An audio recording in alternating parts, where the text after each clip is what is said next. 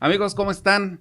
Hoy tengo el gusto de contar con la presencia de Gilberto Covelli Gómez, un ciudadano que está buscando la candidatura, o ya es candidato más bien, está buscando ser diputado local por el Distrito 15 por el partido Encuentro Solidario de Baja California. Y hoy tendremos la oportunidad de platicar con él, se los voy a presentar y vamos a tener una charla muy amena. Te doy la más cordial bienvenida. Muchas gracias, Salvador. Pues contento de estar aquí. Muchas gracias por la invitación. Al contrario, a mí me gustaría que nos platicaras, Gilberto, algo de ti. ¿Dónde Algo de mí. naciste? ¿Quiénes son tu familia? Bueno, te platico que nací en la Ciudad de México y llegué a Ensenada. Bueno, primero llegué a Tijuana a Uh-huh. los 5 años.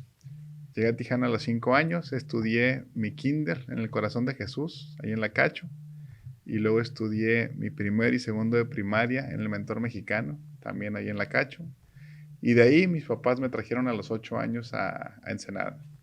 Aquí estudié en el Colegio Ensenada, que estaba en la calle 8, Sí, ahí en la mera esquina.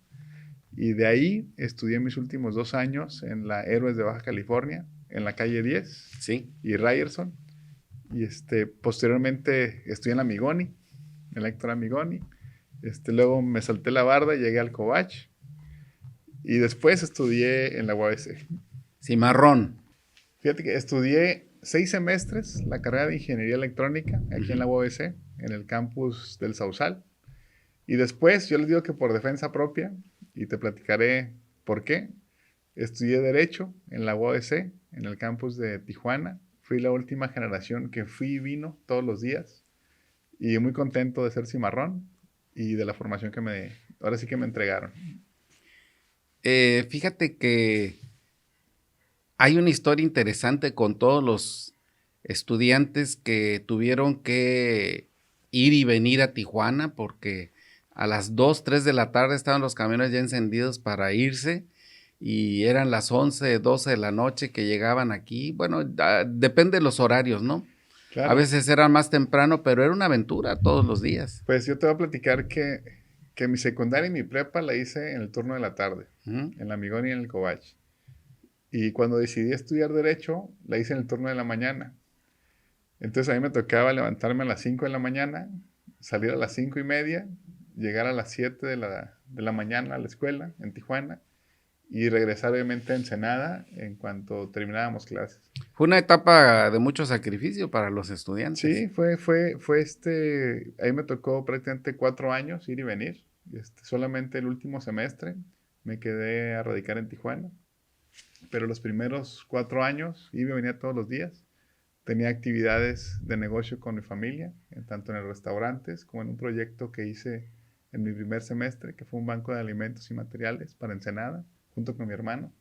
El primer banco de alimentos y materiales que se llamó Jóvenes Pioneros, AC, y justo lo fundamos y estuvo operando y constituido enfrente de la primaria Ares de Baja California, y en unas bodegas que están ahí enfrente, ahí fue el Banco de Alimentos y Materiales en el 2004. Ah, hace ratito platicábamos que tu apellido para los ensenadenses es una marca, ¿no? Sí, bueno, Covelli. Covelli, vengo de una familia sumamente trabajadora. Mis papás han sido un gran ejemplo para nosotros. Desde muy chicos, pues nos dedicamos a los servicios, a los alimentos y bebidas. La primera pizzería que tuvimos fue la Távola Pizza. A mí me tocó ahorita en la primaria administrar una Távola Pizza, justo a unas cuadras, aquí donde era el Calimax de la Gastelum. Sí. Ahí, cuando recién inauguraron, ahí abrimos una pizzería. Y bueno, después a los años después de otros negocios que tuvimos familiares, abrimos Covelli Pizzas en las antiguas bodegas de Santo Tomás, aquí en la zona centro. Estuvimos casi 20 años con Covelli Pizzas y ahora estamos en el Valle de Guadalupe. Con pizzería también. Sí, abrimos un restaurante muy bonito que te voy a platicar que lo abrimos justo en pandemia, en una propiedad que son 27 hectáreas de piedras, y tipo La Rumorosa, o como las que hay en Tecate. Sí, sí. Y dentro de ese espacio, que es un espacio que nosotros atesoramos y cuidamos mucho porque es un entorno natural, construimos un restaurante que se llama Y Petra, que la traducción literal es la piedra. Entonces, sobre las piedras, y cuidando obviamente la fauna y la flora de la zona, conservamos 26 hectáreas intactas y impactamos 1 hectárea. Y es donde tenemos un negocio de hospedaje y el restaurante. Es cocina Bajamet y obviamente pizza a la leña en hornos de barro que nos quedan increíbles. Qué rico. Oye, siempre ha sido una familia, la tuya, muy, dedicada a lo que es la parte comercial y sobre todo en el área gastronómica. Me tocó alguna vez y platicábamos ver a tu mamá cómo con sus manos, le tocaba hacer la masa, hacer las tortillas en ese entonces, ¿verdad? Extenderlas manualmente Sí, para poder, crear esas deliciosas pizzas. sí, bueno, y los que recordarán Coveli Pizzas, fuimos los primeros en hacer pizza a la leña en hornos de barro, prácticamente en Baja California. Era un concepto que no se tenía, obviamente un estilo napolitano, y obviamente mi papá lo visualizó porque aquí en Ensenada tenemos, además de excelente producto, ya pues todas las condiciones para tener una buena masa, una buena salsa, obviamente un buen queso. Y mi papá, digo, de origen italiano, mi nono napolitano, mi mamá de Michoacán, y ahora sí que con una mano y con un sazón muy particular, fue una fusión perfecta para poder hacer las pizzas de Covelli Pizzas. Los fines de semana que además aderezaban con una buena música, aquí en esas pizzas Covelli de las que hablamos, pues era un lleno total, o sea, un Sí, éxito, sí, ¿no? sí, digo, fue para nosotros, pues muy buenos tiempos, o sea, como familia, como negocio. Y mi papá amante de la música, siempre. Y él insistía que siempre tenía que haber música en vivo. Y siempre vendió vino mexicano nada más. Fíjate, dato bien curioso, ¿eh? Yo le decía, oye, habiendo tantos clientes, la bohemia, la música, hay que meter cerveza, ¿no? Y me vas a creer que nunca quiso meter cerveza.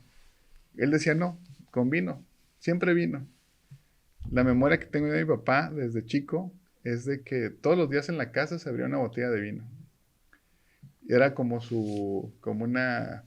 pues sí, un hábito que siempre tuvimos. Y cuando estuvimos en la pizzería, fue similar, ¿no? Siempre se vendió vino y obviamente vino mexicano. Interesante, ¿no? Bueno, y han seguido esa tradición por muchos años, han cambiado quizás de lugar, pero el sazón y el gusto por la comida italiana Ujú. pues sigue. Sí, continúa. Estamos justo en este momento proyectando reabrir Covelli Pizzas aquí en Ensenada. Y se cerró en un momento en el que terminamos un ciclo y falleció mi papá. Mi mamá tenía algunos detalles de salud y entonces era importante, pues, obviamente, cuidar a la familia, cuidar la salud. Y optamos por explorar el Valle de Guadalupe en el contexto del boom, Sí, sí, sí. como destino. Y es por la razón que nos movimos al Valle de Guadalupe. ¿El lugar de hospedaje cómo se llama? Se llama Oeno Wine Lodge. También es un negocio familiar. Ubicarán Vivayoff, Montefiori, Hilo Negro, justo en la acera de enfrente. O sea, está la carretera en medio, el río Guadalupe, y enfrente estamos nosotros. En la montaña ahí se ven, En las montañas ahí ahí van a ver las letras de Ipetra, ujú. y ese es nuestro espacio. Estamos muy contentos, y es un espacio donde tienes unos paisajes espectaculares. Y yo les digo que no tenemos vinícola, pero nos tomamos el vino. Pero los vecinos son 3 vinícolas. Pues sí. Y bueno, es un lugar que da mucha paz, mucha tranquilidad. Y recibimos muchas familias, no solamente de Ensenada, de Tijuana, de Mexicali. Y últimamente está llegando algo de turismo del sur de California. Y es un espacio para disfrutar. Y finalmente en esta parte me gustaría preguntarte, ¿qué te hizo tomar la decisión de participar en esta contienda y con esta cachucha, dijéramos, ¿no? como candidato a diputado porque podías haber tomado cualquier opción, ¿no? Fíjate que te voy a platicar que yo desde primaria y secundaria pertenecía a la banda de guerra en mi escuela. Uh-huh. Y siempre me gustó participar en los desfiles cívico-militares. Era una época en la que tenías una formación cívica, obviamente un respeto y amor a la patria, pero también a la ciudad y al entorno donde vives. Y después, ya estudiando Derecho, pues sé que es una obligación, o sea, o debería de ser una obligación el participar en la vida democrática de nuestro país y de nuestra ciudad. Es un derecho también el votar y ser votados.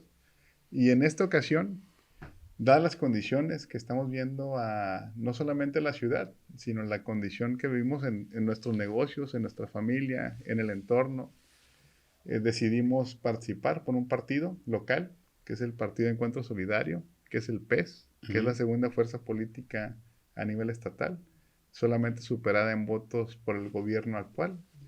Y creo que es una posibilidad que nos brinda a los ciudadanos el cambiar el chip, el buscar que gente que está, los ciudadanos que están inmersos en las actividades cotidianas, se involucren en la actividad pública, y el PES considero que es la mejor opción, y por eso decidimos no solamente participar, sino en algún momento meternos en la dirigencia del partido y buscar ser no solo la segunda fuerza política, sino la primera fuerza política, y participar en esta elección en las diputaciones locales, en mi caso, y buscar candidatos afines para las alcaldías. ¿Has encontrado ausencia tú ahora como servidor turístico, que se necesite más promoción, que se necesite más apoyo a las empresas, incentivos fiscales, y que digas, ahora que sea diputado, voy a llevar todo esto a esa mesa porque lo estés viviendo tú directamente como, dijéramos, de empresario turístico, gastronómico? Híjole, te voy a decir que prácticamente la promoción turística ya es nula. No tenemos promoción turística. O sea, la promoción turística que se daba desde el gobierno federal, estatal y municipal, pues prácticamente desapareció, ¿no? Hay instituciones nacionales como, por ejemplo, ProMéxico, que no solamente incentivaba la promoción turística, sino las inversiones. O sea, ya no existe. El fideicomisos estatales o federales que tenían la misma utilidad o el mismo fin, tampoco existen. Y considero que debemos de invertir el dinero público en acciones que nos encaminen a generar más economía.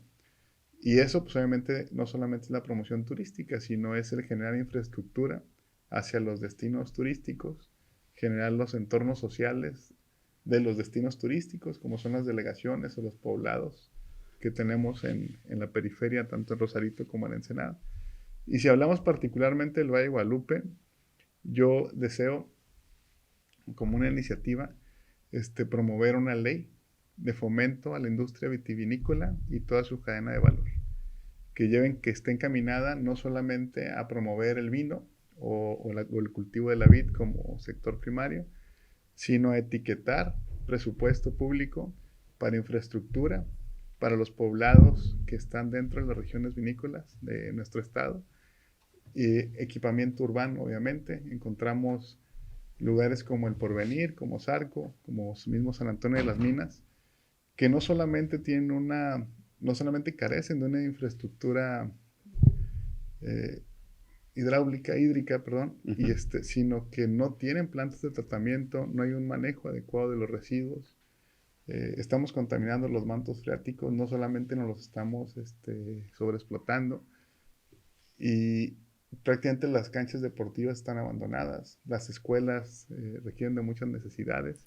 Es decir, es importante que nos hayan dado el título de la capital del vino de México, pero para ser la capital del vino hay muchos factores que se requieren alrededor de, no nada más una producción. Sí, claro, digo, la capital del vino, yo creo que no nos la dieron. Yo creo que la gente trabajadora de Baja California y de Ensenada la ganó. O sea, la ganó con el esfuerzo de muchas décadas de trabajo, existe. Yo creo que más bien hay un reconocimiento como la capital del vino. La calidad de los vinos de Baja California es extraordinaria. O sea, competimos con la calidad, con vinos de países que tienen no decenas, siglos de años produciendo vino. Y no se nos está retribuyendo, o sea, la aportación que estamos haciendo, no solamente como destino, sino que tenemos carencias muy, muy marcadas, que los visitantes de este destino y de estos valles cuando llegan, pues no pueden pasarlo por alto, ¿no? Es súper evidente. Fíjate, una cosa importante. Aguascalientes, desde que yo me acuerdo, ya era un lugar que tenía vino de mesa hace muchísimos años. Después nosotros, pero cuando fue este boom, ahora han surgido Querétaro, ya hay producción de vino incluso en Sonora y Sinaloa, gracias a la influencia que se ha generado desde nuestro estado. Hay un factor importante, obviamente mencionas Aguascalientes. Aguascalientes tuvo también un cambio de clima y allá pueden hacer muy buenos vinos en el Bajío, sobre todo, muy buenos vinos. Ahora Querétaro también. No, en Querétaro se hacen buenos vinos espumosos o blancos, pero con unas características distintas a los que tenemos en Baja California. Y ¿qué sucede? Que el entorno vinícola que tenemos y el entorno vinícola o la calidad de vida o el estilo de vida más bien que existe en las regiones vinícolas en el mundo, al igual que la que tenemos nosotros aquí en Baja California, es uno de los mejores estilos de vida, vamos a llamarlo así. No, o es un estilo de vida codiciado por mucha gente. El poder vivir en torno a los viñedos, a los olivos, a un valle, a una buena gastronomía y a un buen vino, o sea, pues prácticamente a nivel internacional, pues está muy bien calificado, sí, si le llamamos de alguna forma, ¿no? ¿Qué sucede en el centro del país?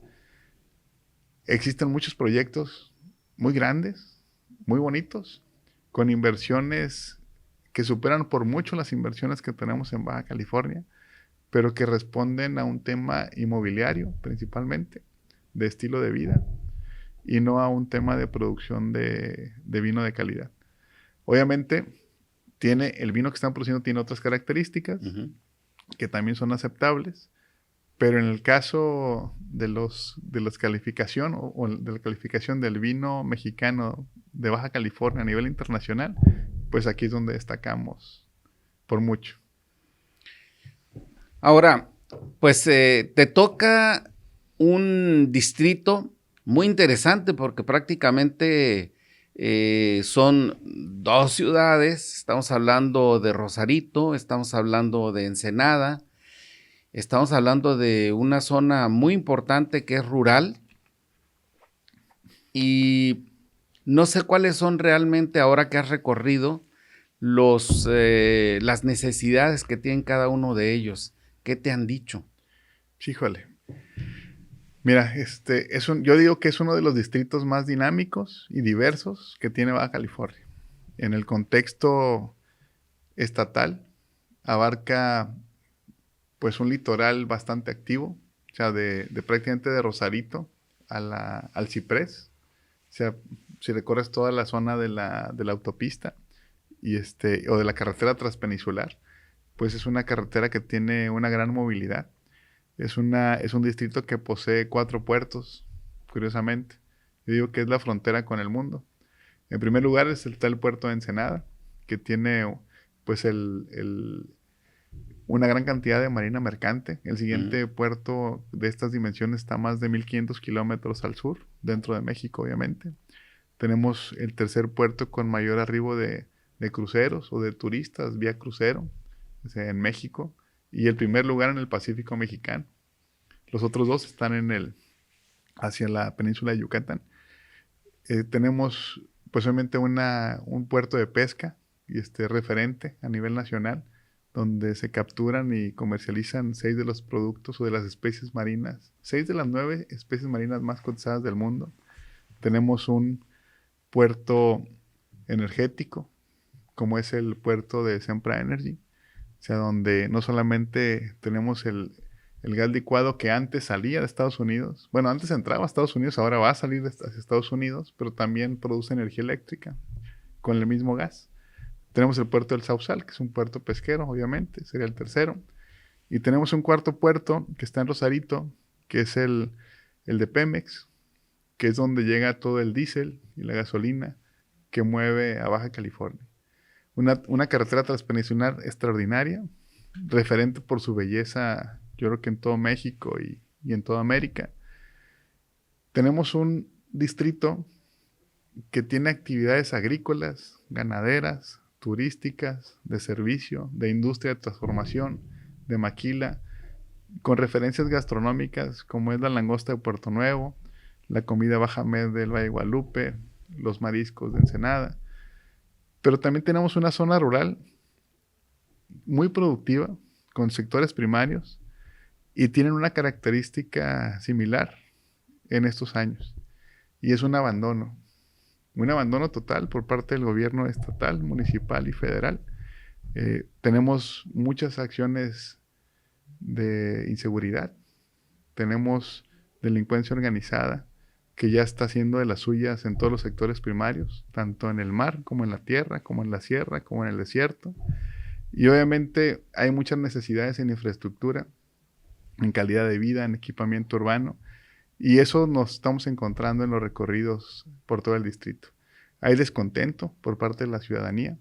O sea, sí existe el descontento, lo vemos cuando salimos al mercado. Hay un rechazo ya al gobierno en turno, que es real, es evidente. Incluso hemos visto algunos videos por ahí. Y hemos visto al gobierno en turno cuando a veces nos llega antes de nosotros a las colonias y luego pues llegamos nosotros posteriormente y nos reciben de una manera distinta, escépticos, porque yo creo que los ciudadanos ya están hartos de que todo el mundo les lleve la misma historia o las mismas promesas. Yo creo que la característica que hemos tenido en este partido es que somos un partido incluyente. O sea, en todos los aspectos hay personalidades y personajes, vamos a llamarlo así, que no se parecen el uno al otro, que son muy lúcidos, que están abiertos no solamente a platicar, sino también a las críticas, que saben que en la diversidad del pensamiento, de la forma de ser, pues nos enriquece. Uno de los principales ejes del PES es, por ejemplo, el libre desarrollo de la personalidad, pero teniendo como base los derechos humanos, ¿no? Entonces, cuando les hacemos saber estos a la mayoría de los ciudadanos, pues obviamente nos dan la oportunidad de poder seguir platicando con ellos, de plasmarle nuestra visión de Baja California, de México, y obviamente de los municipios, y de lo que queremos hacer en los distritos, para poder fortalecer la calidad de vida y la infraestructura de estas regiones. Fíjate que ahorita que te escucho hablar y hacer como una radiografía de lo que sucede en nuestro estado, grandes chicos y los muy adultos hacen añoranzas de lo que era nuestras ciudades de Baja California, ¿no? Que volteabas, o más bien volteas hacia atrás y tienes recuerdos extraordinarios de tu infancia, de cómo te movías en la ciudad, de cómo podías ir de un lugar a otro en el propio estado, sin ningún problema de ningún tipo. Éramos privilegiados, dijéramos, en ese sentido, ¿no? Y a veces Sí. Cuando escuchabas hablar de problemas serios, de delincuencia o de lo que fuera, siempre los veías ajenos, o sea, lejanos, pero lamentablemente, como tú dices, esa situación ya también alcanzó a Baja California. Sí, alcanzó a Baja California, escuchábamos que pasaban cosas en Tijuana, pero Ensenada seguía siendo un municipio tranquilo. De hecho, llegó a ser el municipio más limpio del país. Era una ciudad que era de las más seguras del país. Y no nada más eso, era de las más ordenadas, ¿no? Ahorita que comentas, pues yo recuerdo, yo crecí en la Colonia Azteca. O sea, su casa estaba en la 10 y Cuauhtémoc. Y mi escuela era la Héroes de Baja California. O sea, mi patio de juego no solamente era la Azteca, también era el Parque Revolución. Me tocó venir al Cine Anza, al Cine Ensenada, que están aquí a unas cuadras. Los negocios de mis papás, por ejemplo, la Tabo La Pizza estaba en el Calimax, que está aquí bueno, que estaba aquí en la Gastelum, que fue uno de Sí. los primeros Calimax. Y yo trabajaba de empacador, por ejemplo, en el mercado. Me tocó el Piolín, o sea, ir al Bolero, cuando estaba él y su hermana. Sí. O sea, yo creo que era el boom todavía. Estábamos dentro del boom en los 80s del atún y de la pesca. En la calle Primera había un turismo distinto. Había muchas joyerías, muchos yadró, había muchos artículos de piel. Había una economía distinta, Bollante. sí, claro, bollante. Ensenada como tal era un destino atractivo para el turismo que bajaba por carretera. Y yo creo que sí añoramos pues la calidad de vida que teníamos, la seguridad obviamente, el orden que existía. Pero algo pasó en estos 30 años, particularmente en estos 15 años pasados, que la ciudad se desbordó, se generó un desorden y un caos. Y en estos últimos 4 o 5 años, pues la economía previa a la pandemia y obviamente posterior a la pandemia generó una depresión en la que estamos ahorita inmersos económicamente, ¿no? ¿Qué sucede y qué va a pasar con Ensenada y qué va a pasar con Rosarito y qué va a pasar con esta zona? Que va a crecer de una forma espectacular. Esa es mi visión. Y va a crecer porque el contexto mundial y el mundo está cambiando. Y en ese contexto mundial se están dando cuenta, y nos debemos de dar cuenta nosotros también, de lo privilegiados que somos de vivir en esta zona geográfica del mundo, en esta zona geográfica del país, la colindancia con California y la apertura que tenemos del puerto hacia el mundo, se nos debe de convertir nuevamente en un puerto comerciante, en un puerto donde la economía de las familias de Ensenada sea destacada y sea comerciante. Así es. Oye, y decir vecinos de California, es decir, vecinos del estado más rico de la Unión Americana. Del estado más rico de la Unión Americana y del más consumidor, Así es. que eso es importante.